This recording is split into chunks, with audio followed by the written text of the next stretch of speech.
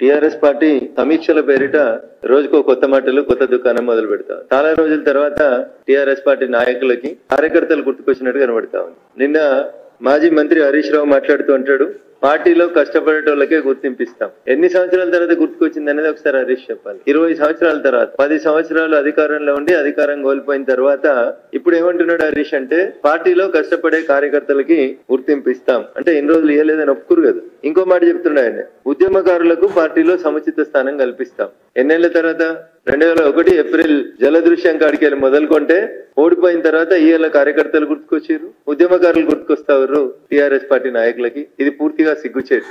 నిజంగా ఈ రెండు మాటలకి, ఈ రెండు పదాలకి మీకు అర్థం తెలిసినా, ఈ పదాలకు మీరు కట్టుబడేది ఉన్నా, మీకు ఒక పరీక్ష అనుకుంటారో, ఈ నిజాయితీని మీరు నిరూపించుకుంటారో మీరు చెప్పాలి. రేపు ఎన్నికలు వస్తే ఏప్రిల్ 2024లో ఈ రెండు మాటలకి మీరు కట్టుబడి ఉంటారా? ఒకటి, ఉద్యమకారులకు సీట్లు ఇస్తాం. 2, పార్టీలో కష్టపడి పనిచేసినటువంటి కార్యకర్తలకి సముచిత స్థానం ఇస్తాం.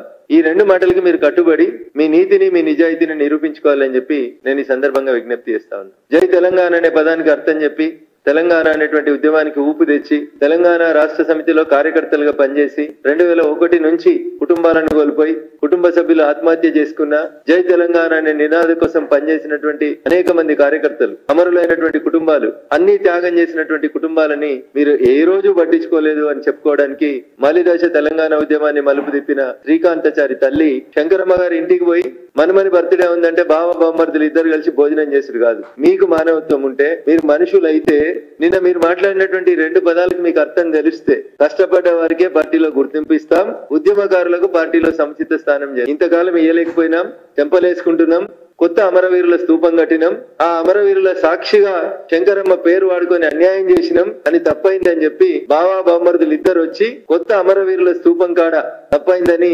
చెంపలేసుకొని ముక్కురాలకు రాసి ఇప్పుడు వచ్చేటువంటి 17 సీట్లన్నా, 24 ఏప్రిల్లో వచ్చేటువంటి 17 సీట్లైనా తమ కుటుంబాల సభ్యుల్ని కోల్పోయిన వాళ్ళకి, అసలు సిసలైనటువంటి కార్యకర్తలకు ఇస్తామనేటువంటి అమరవీరుల స్తూపం దగ్గర ప్రమాణం చేయండి. జాతీయవాద జర్నలిజానికి అసలైన వేదిక నేషనలిస్ట్ హబ్ ని సబ్స్క్రైబ్ చేసుకోండి. నోటిఫికేషన్స్ కోసం బెల్ ఐకాన్ పై క్లిక్ చేయండి.